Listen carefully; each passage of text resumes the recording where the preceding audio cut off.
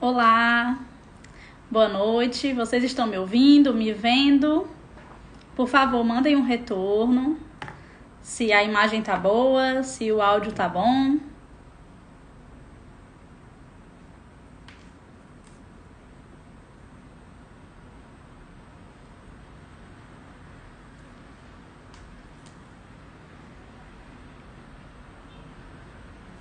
Certo.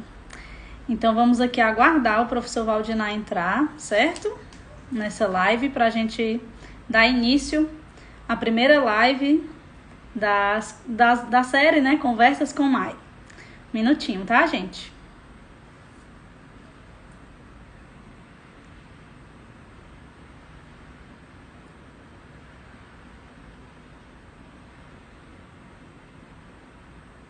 Tô avisando a ele aqui que eu já estou online. Loiríssima, sim, tô loura, André, muito loura agora. Gente, só para explicar aqui, tá? O professor Valdinar, ele nem tem Instagram, na verdade. Ele se disponibilizou. Opa, pediu aqui, pronto, deu certo. Vou colocar aqui.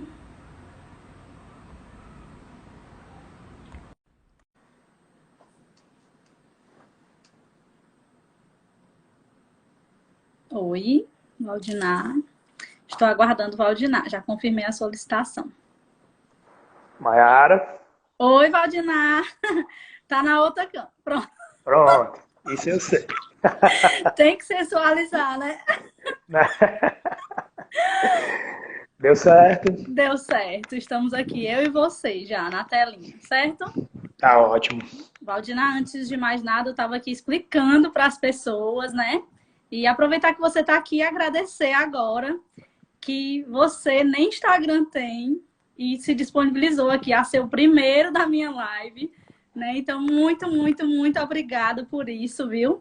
Criou esse Que é Instagramzinho isso. aí com a ajuda do Naneto para participar aqui dessa Foi. live, certo? Então, muito, muito, muito obrigada. Deu tudo certo, a gente já está aqui. Agora é aproveitar essa uma hora aí que a gente tem, tá bom? Tá. Eu também Aí deixa. agradeço, né, o convite. Fiquei muito honrado com essa oportunidade de participar e de aprender, né? Porque eu não sou. Eu finjo que sou DI, né? Mas na verdade eu sou bem prego nessas tecnologias. Então, para mim também é bom. Ótimo, Valdinar. Gente, diferentemente do que eu fiz na última live, né? Eu não vou desligar os comentários em nenhum momento, certo? Porque realmente é essa interação que vai fazer aí com que essa live seja muito, muito, muito top, como o nosso Valdinar merece, tá bom? Ok. Valdinar, só mais uma coisa. Tá. Você consegue ver os comentários também ou não? Consigo, Pronto, consigo. perfeito. Consigo Então sim. aí veja aí todos os elogios que já estão surgindo para você, maravilhoso, tá bom? E eu Pois é, acho eu que fiquei, eu você fico até, encabulado com essas coisas. oh, que é isso, fica nada. Antes de mais nada, eu preciso aqui apresentar quem é Valdinar Custódio Filho, né? Muita gente acertou, muita gente pensou que era a Mônica, mas muita gente também falou, linguística textual e ensino, o nome que vinha era Valdinar Custódio Filho. Quem é Valdinar Custódio Filho, gente? Então vamos aqui, para tornar isso mais acadêmico, né? Vamos lá. Graduado em Letras pela Universidade Estadual do Ceará, mestre e doutora em Linguística pela Universidade Federal do Ceará, professor adjunto 1, olha, esse homem passou em todos os concursos, eu tenho que dizer, né? Professor adjunto 1 da Universidade da Integração Internacional da Lusofonia Afro-Brasileira, a Unilab. Professor adjunto da Universidade Federal do Ceará. E agora, né, professor do curso de Letras e do mestrado profissional em Letras da Universidade Estadual do Ceará.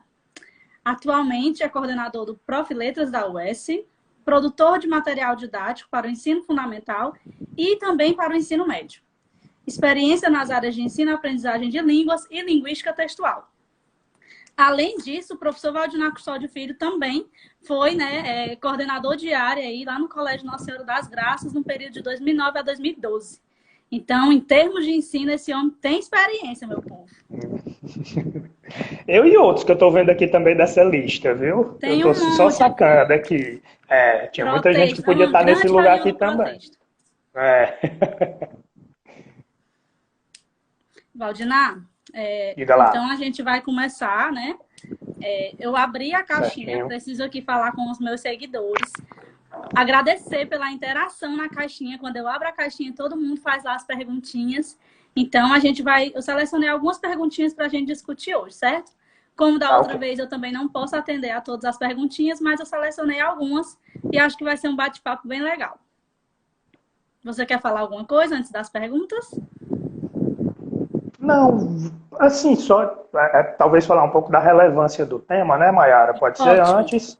Ótimo, pode Porque, sim. na verdade, assim, eu entendo que essa discussão sobre linguística textual e ensino, ela é importante em duas frentes, né? Assim, primeiro, ela é importante na frente da formação do profissional que vai para a escola, né? Então, acho que isso é importante de ser dito, né? Quem tem contato com a universidade na formação de professores, na graduação, nas especializações, e acho que até nos mestrados profissionais e acadêmicos, precisa entender do nosso papel como sujeito que também colabora para o ensino, né? A gente faz pesquisa, a gente discute questões acadêmicas que são muito interessantes e que atravessam a questão do ensino, mas eu acho importante essa discussão para a academia, essa discussão de como o ensino acontece a partir do conhecimento teórico, certo? E é uma discussão também, eu acho que para uma parte dos seus seguidores que estão na sala de aula e que querem fazer um trabalho bem feito, né? Um trabalho bem feito, um trabalho diferenciado, um trabalho com qualidade, né? Então, eu penso que quem está na sala de aula, que quer fazer um trabalho com qualidade, não pode prescindir de... Quer dizer, não pode deixar de saber linguística textual para fazer um bom trabalho. Eu acho que isso é importante ser dito logo no começo, né? Perfeito, Valdinar, perfeito. Muito obrigada. Eu acho que nenhum nome poderia estar aqui, seria mais indicado do que você mesmo. Todo mundo sabe que eu sou Valdinete e aqui é cheio de Valdinete nessa live, então eu estou muito emocionada mesmo por estar começando, né? Isso aqui com você e por falar de ensino, que é algo que eu amo muito, por mais que ame muito essa parte acadêmica também, o ensino foi algo que esteve presente aí por muitos anos da minha vida e está ainda, né? Sem dúvida. Eu sei. Você é professor, acho que desde o dia que nasceu. É isso. Então vamos lá para as perguntinhas. Algumas perguntinhas, eu selecionei aqui 4 perguntinhas, porque eu não sabia como é que ia desenrolar, né? E a gente vai ver aqui como é que fica, tá bom? Tá, ok. Primeiro de tudo, a gente não... a primeira pergunta não significa que ela foi a primeira a ser feita, mas a primeira que eu selecionei para abrir, de fato, né, a live, que é: quais autores são indispensáveis para conhecer a linguística textual? A gente vai ter aqui uma série de lives sobre linguística textual, mas eu quis sim que a gente, né, fizesse aqui... Não vou chorar, viu, Gustavo? Não vou chorar, disseram que eu vou chorar, não vou. Tô vermelha aqui, ó, emoção, mas não vou chorar. Dessa E vez tem uns não, tô aprendendo. coraçõezinhos que sobem, né, Mayara? Aqui, menina, é uma É o coisa tão povo te amando, interessante. Valdinar, Então, tu acredita? vale. Quem vai te amando aí, vai botando Tanto coraçãozinho. coração flutuante, É um bacana. monte, ó. Aparece as carinhas aí pra você ver quem tá te amando aí. Tem gente que ama mais, tem gente que ama menos, porque tem gente que dá mais coração, tem gente que dá menos, eu entendi. É porque esse monte você segura e sobe um monte de coração de uma vez. Olha aí, Olha, ó. Viu? Fizeram aí o coraçãozão pra você. Então, a gente vai ter um montão de lives aqui, né, sobre linguística textual. A gente vai ter também sobre outras áreas, mas pelo contato com o Grupo Protexto, que talvez aí é o maior grupo de linguística textual do Brasil e fora também, né, porque nós temos integrantes de fora. Então, vai ter mais de linguística textual, claro, mas eu chamei gente de outras áreas também, tá bom? Então, esse primeiro tema. Quais autores são indispensáveis para conhecer a linguística textual? Tá. Eu vou partir da ideia de que a gente está falando numa linguística textual com as feições de hoje, né? Assim, essa feição que nós temos hoje, construída, eu acredito que principalmente por meio do trabalho do Grupo Protexto, ela tem essa pegada de algo que está diretamente relacionado a fatores pragmáticos, discursivos e cognitivos, né? Então, eu acho que o que nós fazemos hoje começa bem com aquilo que é chamado da terceira onda da linguística textual, que é aquela virada pragmática. Claro que houve outros movimentos depois, mas eu vou começar mais ou menos citando os autores dessa pegada pragmática mesmo, né? Uhum. E aí eu acho que uma das leituras indispensáveis é o Bogrand e Dressler, de 1981, o Introduction to Text Linguistics, né? Quando ele coloca os fatores do que ele chama de textualidade. Eles colocam os fatores que eles chamam de textualidade. Eu acho que essa, claro, é uma obra datada, né? Ela foi escrita em 1981, quer dizer, a gente já tem quase 40 anos, né? O instrumental, o analítico, não é o mesmo. Por exemplo, quando ele fala lá de coesão, é uma coisa muito mais sintática do que necessariamente uma coesão da interação, mas ele colocou bases muito interessantes de como entender a linguística textual num paradigma que não fosse o paradigma gerativista. Então, acho que os três clássicos, né, seriam os três clássicos dessa mesma época. Seria o Bogrand e Dressler, com Introduction to Text Linguistics,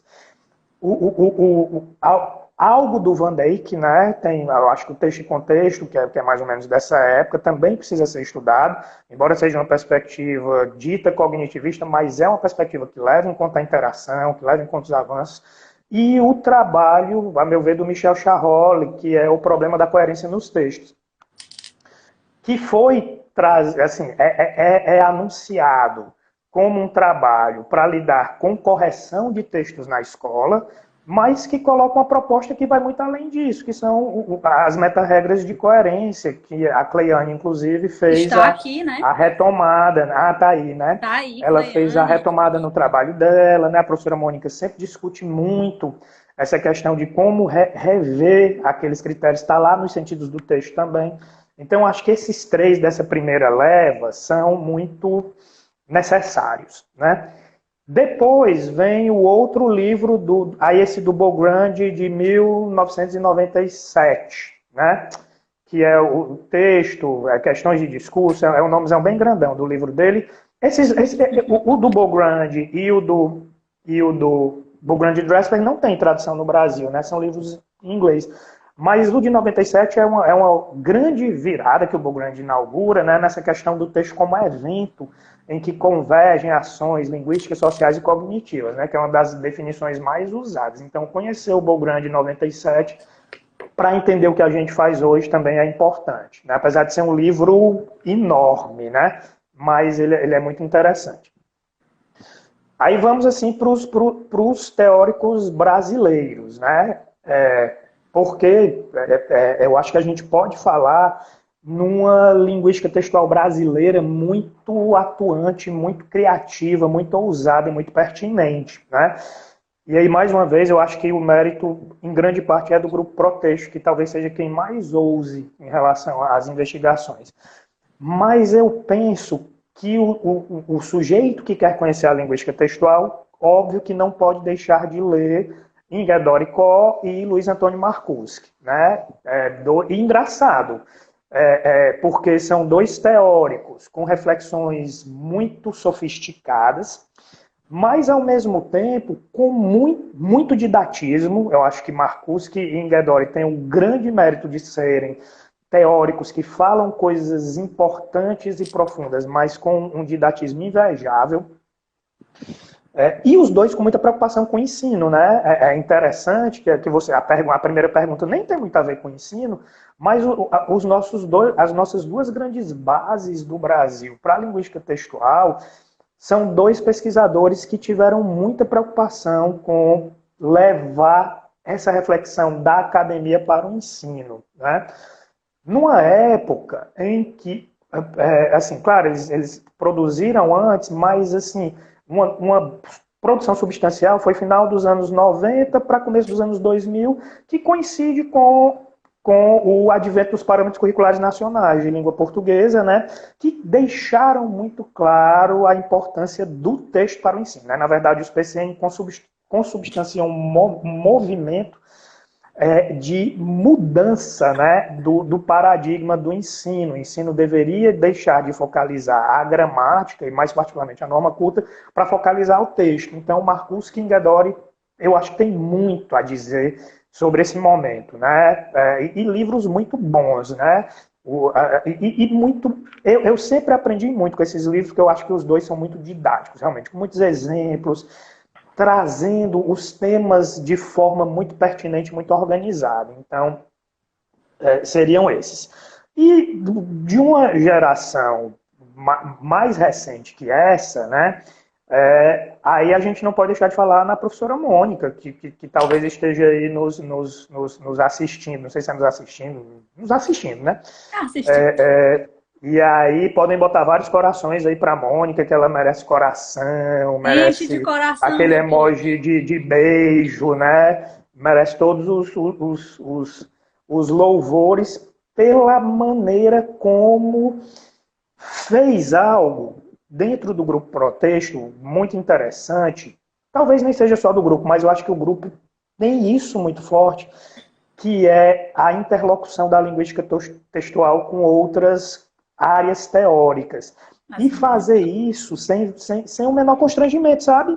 Eu acho que a linguística textual tem muito disso, de não ter nenhum problema, de dizer que dialoga com as outras áreas, que aproveita. Não pode, né? Se eu estou falando de texto, eu não posso centrar num aspecto só. Então, acho que a professora Mônica tem muito esse caráter de sempre procurar construir a teoria da linguística textual, sem perder a identidade de uma disciplina de linguística textual, mas conversando bastante com outras vertentes que podem nos ajudar. Eu acho que o Protesto tem muito esse movimento muito salutar de pesquisa, né? Então, tudo que a professora Mônica escreve é digno de ser lido, não é, para isso. Assim, a gente pode mencionar alguns materiais mais específicos, né? No caso, o referenciação sobre coisas ditas e não ditas, né? Que é pronto, aí tem, só tá de cabeça para baixo, Maia. eu trouxe os dois porque eu exatamente ia falar isso no final do vídeo, né, Valdinar? Mas já que você falou, porque os dois, esse aqui que é você, a Marisa e a Mônica, e esse aqui que é só da Mônica, né? Mas com certeza ela sempre diz escrito a muitas mãos. Os dois têm essa grande preocupação com o ensino, né? Tem inclusive proposta de Sim. atividade. Então Tem. eu trouxe aqui como E, indicação. o referenciação sobre coisas ditas e não ditas também tem, né? No capítulo que eu acho que é de 2011, né? Ele tá bem Que ali. é um livro também que ela está pensando, né, em fazer uma espécie de reedição, né, de Recife. reformulação, mas que também tem essa pegada do ensino e é muito bom, né, muito claro. Acho que ele tem muitas ideias inovadoras que são muito interessantes. Estão perguntando aqui, Irandé Alguém falou aqui, Antunes. né, a professora Irandé a professora Irandé tem um mérito de fazer um diálogo com o público de professor, né? Ela tem essa escrita muito política, eu acho. Política no sentido assim, né? De dizer que o professor tem que ser bem formado, o professor tem que conhecer. Então, a professora André também dissemina muito as ideias dessa linguística textual da década de Bogrand e Dressler. Ela tem uma contribuição interessante também nesse aspecto, né?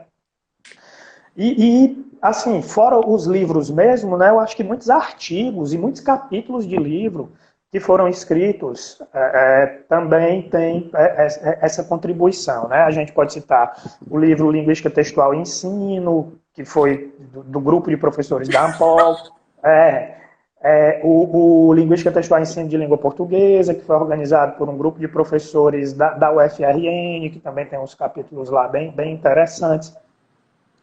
E aí outros nomes da atualidade que eu acho que tem uma grande relevância também para a linguística textual são as professoras Sueli Marquesi, professora Ana Lúcia Tinoco Cabral, professora Rosalice Pinto, professora Wanda Maria Elias. Eu acho que são nomes muito relevantes do que tem sido feito em linguística textual, né? São grandes nomes a serem seguidos, né? Talvez eu esqueça de alguém, mas eu acho que esses são nomes bem importantes, com uma estrada assim Estão pedindo para mostrar de percorrida. novo. Pronto, linguística textual e ensino. Acho que respondi essa primeira, Mayara. Respondeu e muito bem. Então a gente viu aí que em uma perguntinha a gente fez uma passada aí, um percurso, né? Um percurso teórico, percurso histórico. E foi muito interessante, Valdinei. A gente vai se aprofundar em outros vídeos, em outras lives, mas deu uma É, ideia muito boa, assim. Esse é. percurso todinho foi ótimo. É interessante aqui essas pessoas, elas partem dos mesmos pressupostos, mas têm contribuições que são autorais, né? Principalmente eu acho o Marcus Kengadori, tem muita autoria ali naquele trabalho deles, eu acredito. E Ótimo. da Mônica, né? Claro, mas eu digo assim, dos mais antigos. Que tá aí agora. Ela comentou muito bem. Vamos A agora Jamile, que para está de resguardo, está aí também, com a né? bebê, com a Jamile Lara. vai dar de mamar, Jamile. Então, vamos lá. A segunda perguntinha. Com que conceito de texto lidar em sala de aula, Valdinei? Eita, essa é boa. Essa é uma pergunta boa. Bom, uma coisa que é fundamental para a sala de aula é interessante, porque todos nós, eu acredito, já escutamos essa ideia de que na escola nós precisamos trabalhar com texto, né? Isso é muito dito, muito batido, né? Mas é engraçado que quando isso vai para a escola, existem uns processos de didatizações meio mal feitos, na minha opinião, sabe?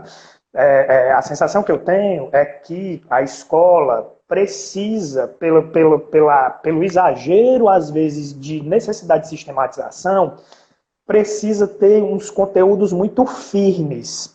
E aí a gente tinha conteúdos muito firmes quando a gente trabalhava em um outro paradigma, que era o paradigma gramatical, né? Eu costumo dizer assim, eu podia dar o tique, né? Ah, eu trabalhei aqui objeto direto, pronto, posso dar o tique aqui que eu trabalhei.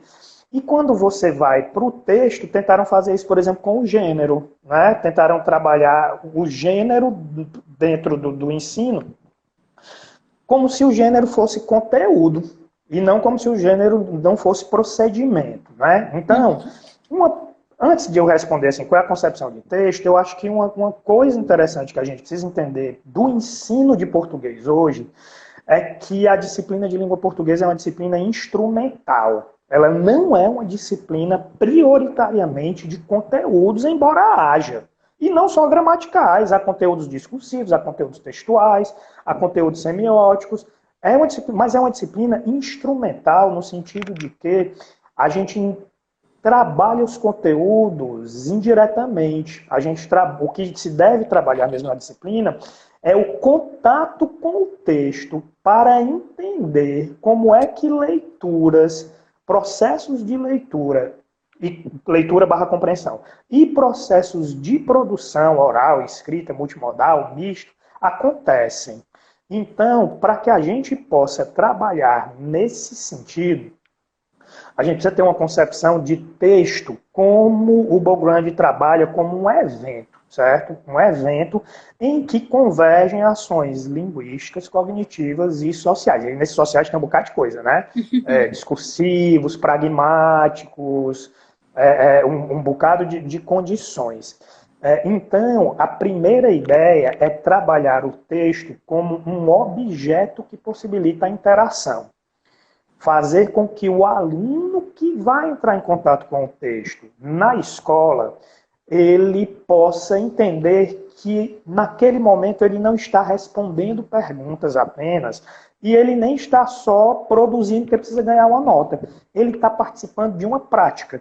Então, o quão mais a gente puder colocar nas nossas atividades de escola a ideia de que o aluno participa de uma prática, de que o texto é um elemento da interação, mas eu acho que a gente consegue trabalhar bem as habilidades que precisam ser trabalhadas e os conteúdos que estão a serviço dessas habilidades. Então, acho que a concepção de texto parte dessa ideia de texto como evento, mas é muito fácil dizer, assim, quando a gente trabalha com formação de professores, as pessoas têm muito essa coisa de dizer, dizer é muito fácil, eu quero saber como é que você diz, como é que faz, né? Assim, ninguém pode dizer exatamente como é que o outro faz, né? Acho que a gente pode dar algumas sugestões, mas quando se diz que é o texto como evento, é a ideia de que, na escola, trazer o texto significa colocar o aluno numa prática que deve ser a mais semelhante possível à prática que aconteceria fora dela. Né? Então, eu acho que isso é trazer o texto como um componente fundamental da interação. E aí a palavra-chave é a interação em tudo que ela traz. Né?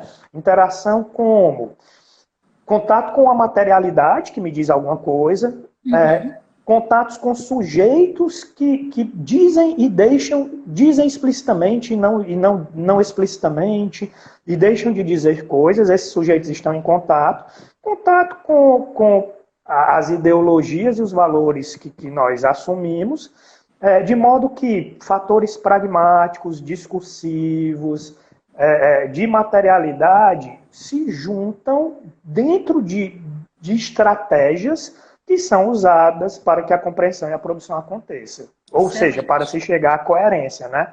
Então, acho que palavras-chave são interação, coerência, discurso e prática. Né? Quanto mais na escola a gente conseguir fazer com que os alunos entendam que ler é se defrontar com algo para o qual eu preciso dar uma resposta, e produzir é resolver um problema que eu só vou resolver por meio da linguagem voltada para o outro, eu acho que a gente consegue fazer um bom trabalho. Muito bom, Valdinar, excelente. E olha, preciso dizer, viu, gente? Isso é aprendizado para mim, estou anotando tudo. Estou numa aula. Anotem também, isso é ótimo, meu Deus. Vamos lá, próxima pergunta. Como operacionalizar de maneira satisfatória conceitos e achados da LT na sala de aula? Tá. Primeiro a gente precisa conhecer os conceitos da LT, né? Essa é uma condição essencial. Então, a primeira coisa, isso vale para qualquer professor, é o estudo, né? Então, eu preciso realmente saber que quando eu estou falando de coesão, eu não estou falando meramente da troca de um substantivo por um pronome, que é o que acontece nos livros didáticos quando eles estão falando de coesão. Os livros didáticos acham que estão atingindo o auge quando eles conseguem mostrar um uso encapsulador do pronome isso, né? Esse é o momento auge do estudo da coesão no livro didático. Então, eu preciso entender, vamos pegar aqui o caso da coesão, né? Só para ilustrar. Que coesão não é só isso, coesão é uma costura de relações que demandam a depreensão de uma certa cadeia coesiva de um referente, mas a relação dos referentes na rede, como fala a Janaica, os referentes relacionam e um determina mais ou menos o sentido do outro. Eu preciso entender a argumentatividade que está por trás da escolha de expressões que vão construir essa coesão. Então, assim, a coesão talvez seja um bom exemplo para a gente falar de que é preciso estudo. Eu preciso saber o que é tópico discursivo. Eu preciso saber o que é que está por trás do conceito de tópico discursivo e onde é que ele se aplica melhor em algumas condições do ensino. Por exemplo, no planejamento da produção textual. Tópico discursivo, eu acho que é uma estratégia muito interessante para o plano textual. Então, eu preciso saber, eu preciso entender o que são estratégias de construção do texto e do discurso, referenciação, tópico discursivo, intertextualidade, polifonia, né, que tem a ver com a orquestração de vozes, metadiscursividade. Eu preciso saber que existem condições que têm a ver com o gênero. Né, as condições de produção que colocam sujeitos num dado contexto comunicativo e que determinam mais ou menos o texto. Mas existem condições que são do texto e não necessariamente do gênero, que são essas condições de aplicação das estratégias. Eu preciso entender que tem uma outra dimensão que é a da sequência, que também determina algumas condições de função para o texto. Então, eu preciso primeiro ser um estudioso. Eu realmente acho que o professor só pode realizar um bom trabalho se ele conhecer essas coisas. Eu vou fazer uma propagandazinha do Profiletras, né? Eu acho que o Profiletras é um programa que consegue dar conta dessa formação teórica sólida do professor, né? O professor que vai para o Profiletras, ele precisa estudar bem uma determinada perspectiva e ele precisa aplicar isso em sala de aula. Então, eu acho que o Profiletras tem esse mérito de conseguir fazer essa construção acontecer. Então, pronto, a primeira coisa eu preciso saber. A segunda coisa é algo que talvez só vá acontecer mesmo quando com o que tem umas palavras modinhas, né? Tem uma modinha aí que é o chão da escola, né? Uma expressão bem modinha. Mas eu vou usar a expressão modinha porque tem a ver. Tem coisas que você só vai saber como usar depois que você vai para este bendito desse chão da escola, sabe? E aí existe uma coisa fundamental que a gente ainda trabalha muito pouco nos nossos cursos de graduação, que se chama transposição didática. Eu preciso entender que o conhecimento teórico é fundamental, mas para ir para a escola, eu preciso fazer alguma transposição didática. E aí é uma resposta muito particular desse que vos fala.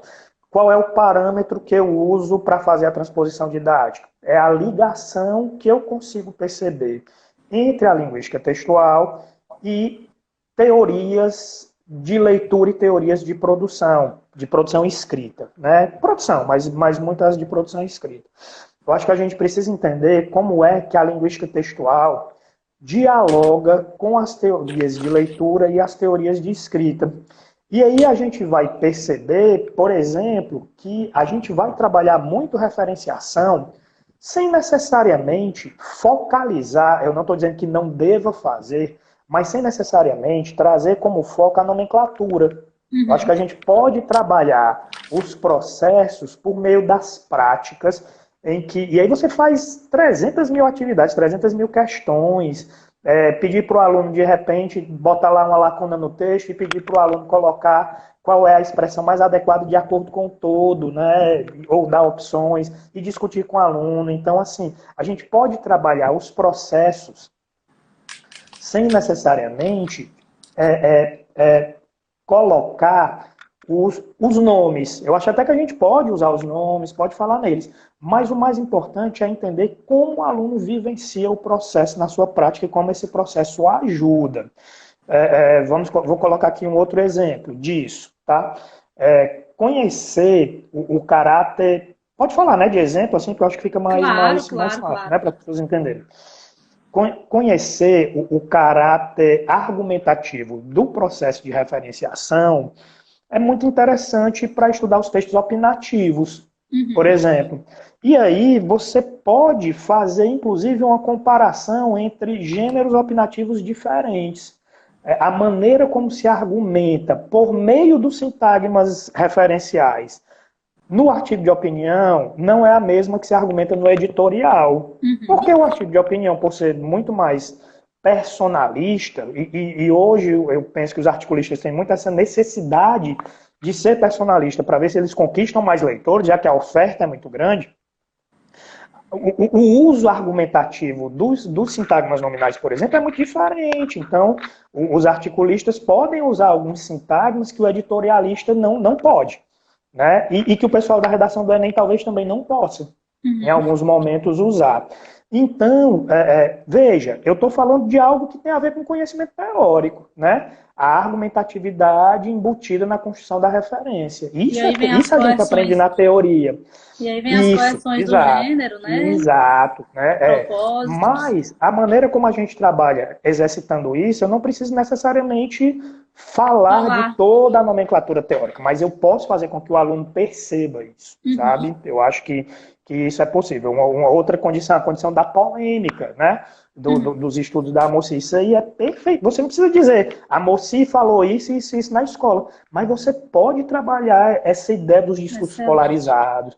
Como é que eu escrevo um texto sobre o mesmo assunto de uma forma polarizada ou não polarizada? Então, a teoria importa para que você crie as situações de aprendizagem. Aí, na hora da criação das situações de aprendizagem, o que é que entra? É o conhecimento pedagógico do professor, né? Que é construído, claro, nessa prática da sala de aula, mas é construído também teoricamente, né? Eu acho que a gente precisa dar um pouquinho mais de atenção nas graduações, pelo menos, às teorias de aprendizagem. Eu acho que a gente ainda faz muito pouco isso, né? De fazer esse diálogo com teorias da aprendizagem mesmo, né? Conhecer um pouquinho mais do que é que Vygotsky coloca, sabe? Do que é que outros que vieram, os neo-vygotskianos colocam.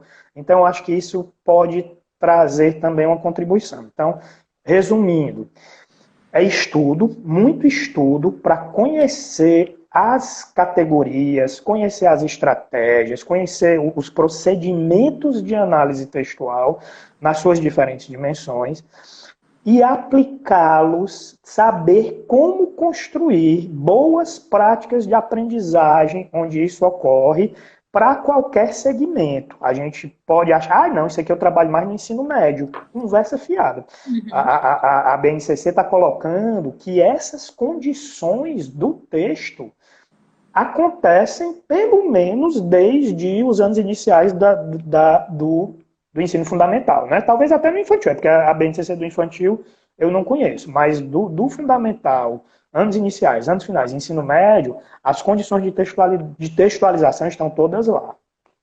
Muito bom. Essa união, né, entre teoria e prática, que às vezes a gente deixa a prática um pouco de lado, e ela que vai aí fazer toda essa aplicação. Mas o contrário também é verdade. A gente, às vezes, deixa a teoria um pouco de lado, sabe? O que eu vejo muitas vezes é que os professores vão para a sala de aula e acabam, sei lá, porque não tem tempo, aí é o motivo de cada um, sem se preocupar em se atualizar, e eu não estou dizendo que são todos, certo? Eu não estou dizendo que não existem os motivos, mas sem se preocupar em propor algo diferente, propor uma construção pedagógica diferente. Eu acho que não tem como não serem as duas coisas casadas para esse trabalho dar certo. Verdade. E aí, Valdinal, acho que esse finalzinho, né, o finalzinho dessa resposta vai casar muito bem com a última pergunta que eu selecionei aqui. Eu já anotei mais uma pergunta aqui dos comentários, mas a gente vai falar logo dessa que já estava prevista, que é como romper essa barreira entre academia e sala de aula. Eita. Essa é uma pergunta difícil, né, de dizer assim, como se eu fosse dar uma solução, assim, né? Você assim, pergunta, né, parece que eu precisar, né? Mas até quando você levanta que é necessário, sim, praticar, né? E é necessário atualizar os conceitos teóricos, você já dá uma solução de que é necessário unir as duas coisas. Então, assim, você não vai dar uma fórmula, mas você pode, sim, com toda a sua experiência, sugerir. Eu acho que a primeira resposta é essa, né? É ter um estudo muito forte para atuar na sala de aula. Outra coisa também, eu acho que uma maior preocupação nas graduações com isso, sabe? Eu vejo muito assim, a graduação como um espaço em que a prática profissional ainda é muito deixada de lado por muitos colegas, sabe? Então, acho que assim, uma graduação... E isso tem sido mudado, né? Uma decisão, acredito que de 2017, obriga os cursos de graduação a reformular os seus projetos pedagógicos para ter pelo menos 10% da carga horária voltada para as atividades de extensão. Já tem uma outra reformulação, capitaneada pelo Conselho Nacional de Educação, de que os cursos de licenciatura tenham um percentual da sua carga horária destinada a discutir efetivamente a BNCC. Porque um dos objetivos da BNCC é esse, é mudar a formação do que acontece nas graduações, né? Existem opiniões favoráveis e contrárias a essa questão, né? Tem gente que quer dizer que agora vai ser uma graduação instrumentalista. Eu não vejo exatamente assim. Eu acho que é possível trazer as questões que falam sobre os problemas da educação com uma formação teórica sólida. Eu sinceramente não vejo isso como duas coisas completamente incompatíveis. Então, uma das questões é que a gente tenha graduações mais preocupadas com as questões do ensino. Eu acho que a gente tem bons exemplos já acontecendo, né? O PIBID, por exemplo, é um bom programa nesse sentido, né? O PIBID tem feito essa articulação entre a academia e a prática, eu acredito que de uma forma muito bacana, porque o PIBID demanda diferentes agentes, né? Tem o aluno, que é o bolsista, o aluno da graduação, tem o professor da universidade que coordena, mas tem também os professores das escolas que também se submetem ao edital para serem professores tutores, mais ou menos isso, dos alunos que vão para lá. Então, essa coisa de conversar com as escolas, sabe? De fazer alguns convênios, de ir para as escolas, saber quais são os professores que têm essa disposição de fazer a interlocução acontecer. Eu acho que isso ajuda bastante. O conhecimento de teorias da aprendizagem, eu acho que também é algo que nos permite fazer essa aproximação. Eu acho que os professores dos cursos de letras poderiam desenvolver um pouco mais as suas disciplinas pensando em como elas dialogam com as teorias da aprendizagem, não deixar esse trabalho de trazer as teorias da aprendizagem só para os profissionais da pedagogia, né? Porque normalmente é assim que acontece, né? Aquelas cadeiras de didática, de psicologia da aprendizagem são ministradas pelos professores da educação, né? Acho que nas nossas disciplinas de linguística e literatura a gente também pode incluir alguma coisa disso, que eu acho que tem uma boa contribuição. E eu acredito que, de certa maneira, tem existido uma demanda, pelo menos até antes do governo atual, do governo federal atual, existia uma demanda de pesquisas voltadas para o impacto social, e que no nosso curso se reflete na prática docente, principalmente, né? Aí a gente teve uma grande leva o Prof. Letras é resultado disso, mas a gente teve uma grande leva de livros, de publicações voltadas para essa relação entre teoria e ensino. Então, acho que a gente já tem uma bibliografia mais ou menos consubstanciada sobre isso, né? Acho que ainda falta a gente olhar para a sala de aula da educação básica com um olhar mais científico, né?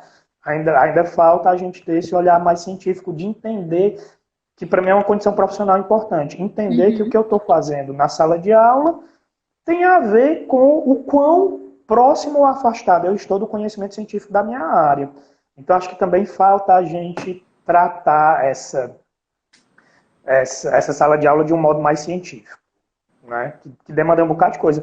Mas eu sou muito confiante de que as gerações que estão saindo dos cursos de letras agora, elas estão muito mais exigentes em relação à formação deles mesmos, em relação às condições que o Estado, por exemplo, coloca para que o trabalho seja bem feito, sabe?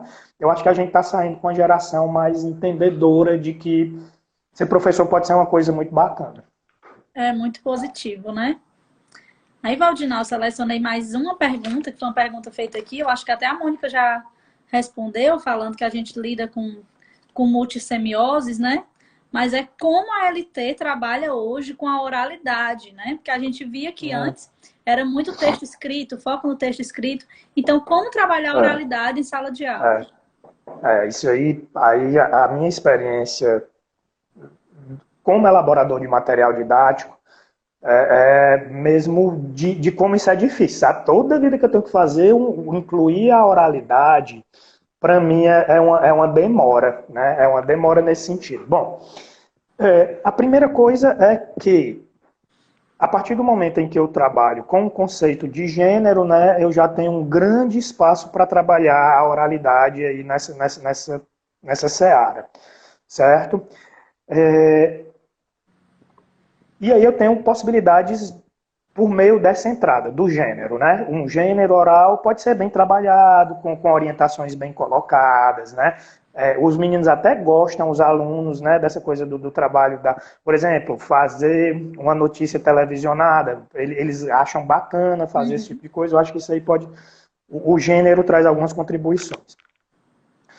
O outro lado, que eu acho que também traz contribuições, é o advento das novas tecnologias. Então, a BNCC coloca muito claramente que nós temos que fazer com que os nossos alunos da escola sejam fazedores de coisas, né? Produtores de textos. E aí, com a entrada das novas tecnologias, eu acho que a oralidade tem uma participação maior, porque os gêneros das novas tecnologias, eles permitem as produções mistas, né? A escrita misturada com o oral, com a imagem, com o som. Eu acho que as novas tecnologias também permitem esse maior trabalho com com essa oralidade do ponto de vista textual.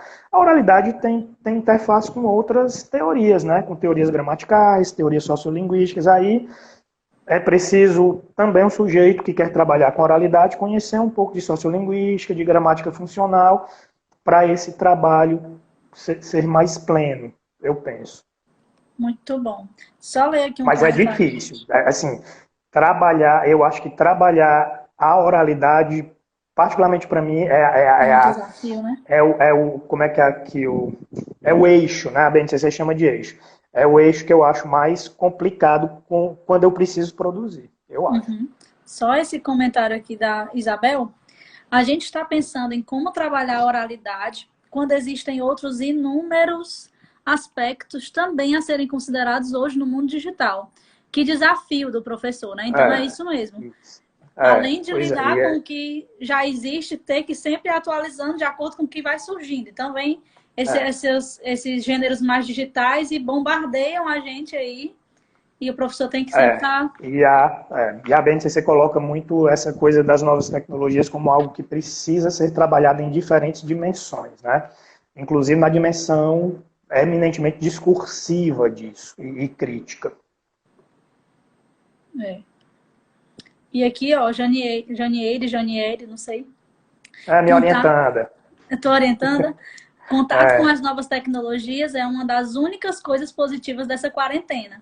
Exatamente, né? Que eu tendo que mostrar a minha cara, de repente virar youtuber, né? Pra gente se adaptar e contribuir da aprender forma a que mexer, der, né?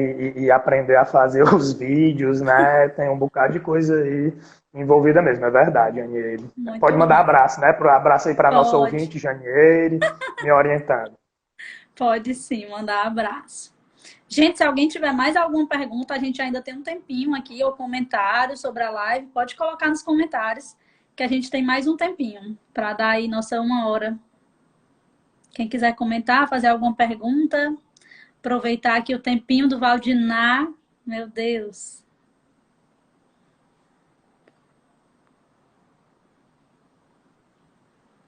Se você quiser falar mais alguma coisa também, Valdinar. Olha, tem gente pedindo abraço, Valdinar. Alita. Aí, Janeire, as invejosas já estão pedindo. A Mônica falou alguma coisa. Foi. E precisando aceitar a coparticipação dos sistemas semióticos. Sim, Não se pode falar dúvida. Só na oposição entre oralidade e escrita. Sem dúvida nenhuma. Até a tese da Isabel, né, que ela vai lidar aí com todo esse contínuo de interações e não somente com os extremos. Exatamente, é isso mesmo. Muito bom. Fala um pouco desses desafios para o professor na quarentena, Valdinar. Foi um pedido aqui. Eita. Meu Deus. Assim. Eu acho que o grande desafio... E aí a gente pode extrapolar, né? Porque não tem necessariamente a ver com linguística textual e ensino, mas tem a ver com prática pedagógica, né? Eu acho que o grande desafio é você dormir achando que ia dar uma aula presencial e acordar a pessoa dizendo que você tem que dar uma aula que não é presencial, né? Então, assim, você tem que aprender a dominar algumas coisas que nem todo mundo sabe, e nem todo mundo é todo mundo mesmo. Não é um problema só do Brasil, não, né? É um problema mundial, né? A gente está vendo isso. Eu acho que faltou um pouco, talvez, de paciência dos sistemas escolares para ter uma parada mesmo e dizer assim, vamos pensar o que é que a gente pode fazer sem que eu precise tomar uma decisão daqui a 2 minutos, né?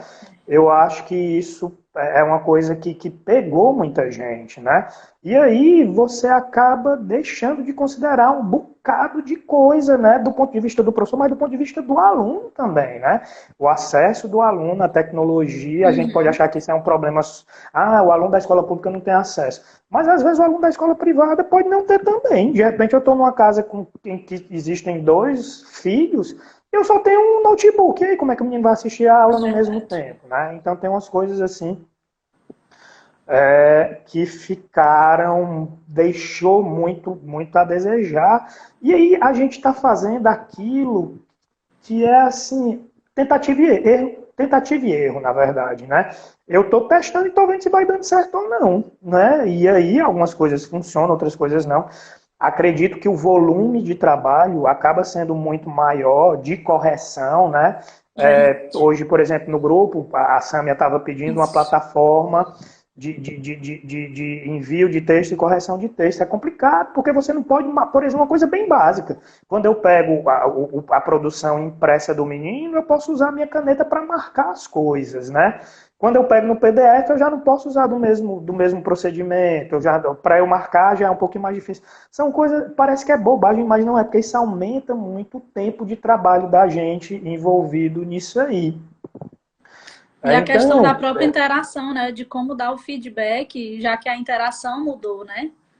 Então tem que isso. estar tudo isso E isso do envolvido. ponto de vista, assim, digamos assim, técnico, do ponto de vista emocional, tem um É, outro. Aí eu não sei se é alguma coisa minha, mas eu acho assim que a gente está querendo dar um ar de normalidade para uma é época que não é verdade. normal. Parece assim que todo mundo tem que ter o mesmo grau de produtividade, o mesmo grau de proatividade. Eu tenho que estar sempre muito disponível, sempre, né? Como se tudo acontecesse normalmente. Não é, né? Existem ritmos aí que precisam ser considerados, né? No começo da quarentena, eu ficava pensando assim, puxa vida, mas o sistema público sempre teve greve, na greve as coisas param, quando volta as pessoas repõem. Então, assim, É. essa necessidade de dar uma resposta muito, muito apressada, talvez não foi a melhor resposta, né? E aí tem vários fatores.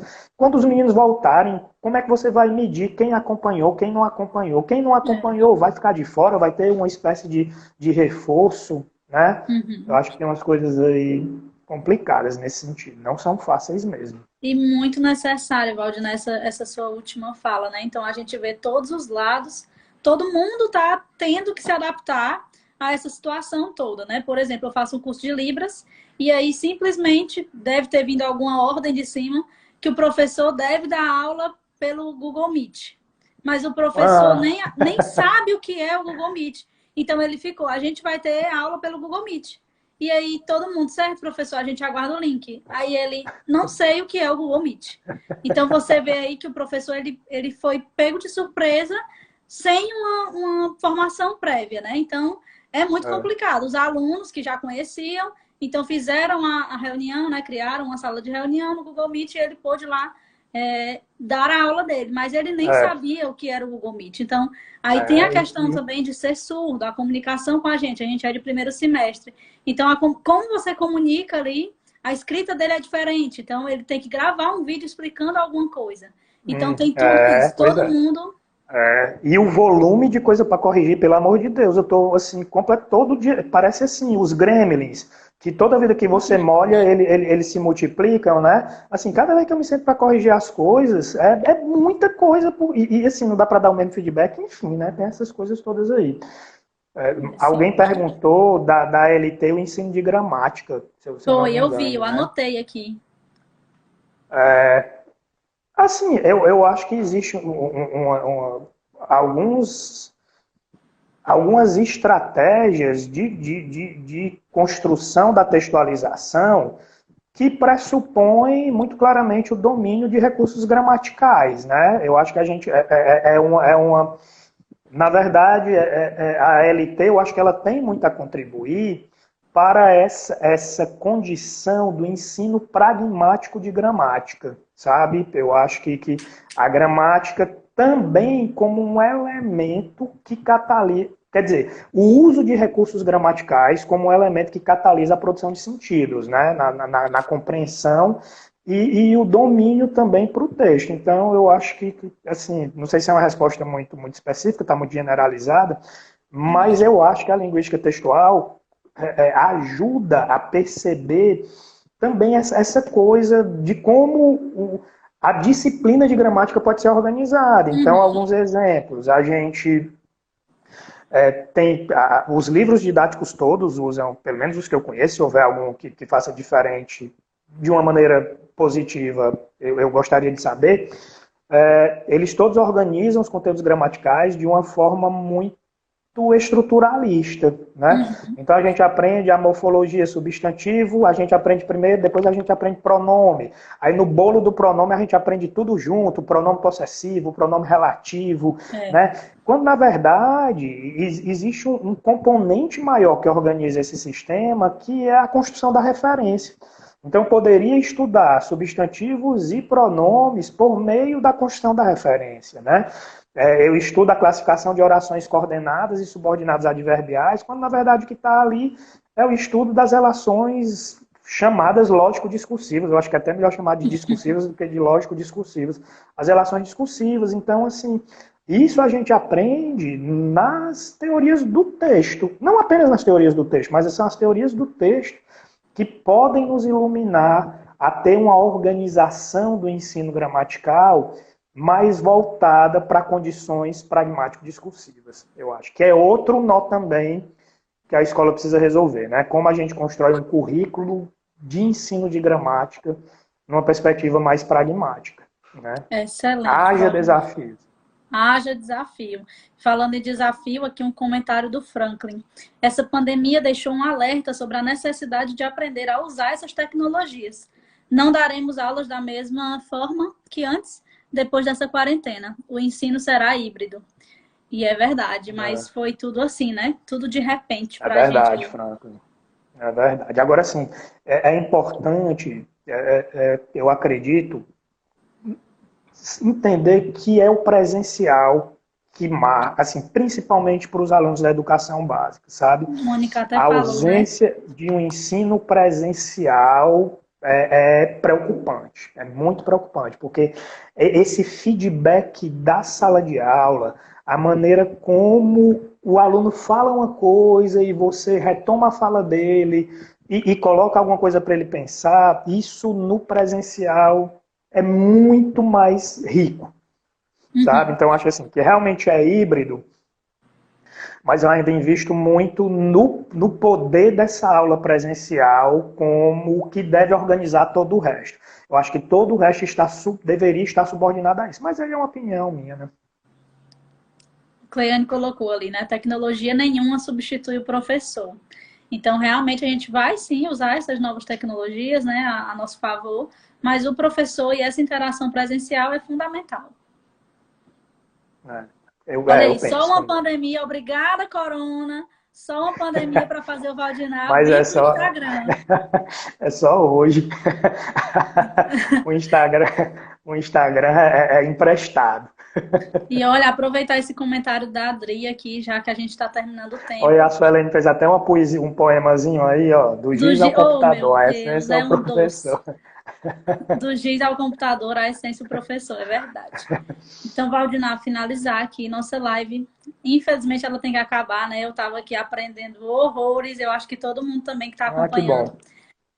Mas eu preciso muito te agradecer por se jogar nesse mundo aqui e estar aqui comigo hoje, com todas essas pessoas que estão acompanhando. Eu realmente estou muito, muito grata e muito feliz com tudo isso que a gente discutiu, tá bom? Um beijo, É, muito, muito, muito tá. obrigada.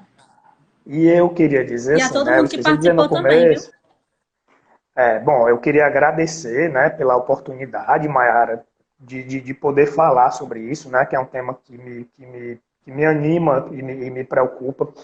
Mas eu queria parabenizar também você por essa iniciativa louvável de levar para o Instagram um espaço de discussão mais aprofundada, mais pertinente, né? Isso para a área de linguagens é muito importante, né? Ter uma pessoa que esteja nesse meio falando de coisas sobre um viés mais pertinente, mais consubstanciado, mais científico, né?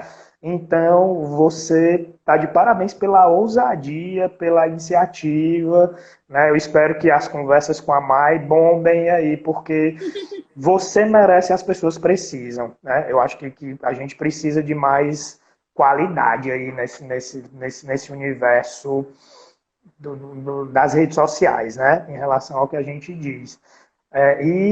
Olha o Franklin, só faltou cantar evidências. Já, já, a Aí gente fica abre com. outra. É, E dizer realmente da minha felicidade pelo convite, né? Fico muito feliz de você, né, achar que existiria algo que eu dissesse que mereceria ser ouvido pelas pessoas. Fico muito feliz. Muito obrigada, viu? E Vai colocar cair. também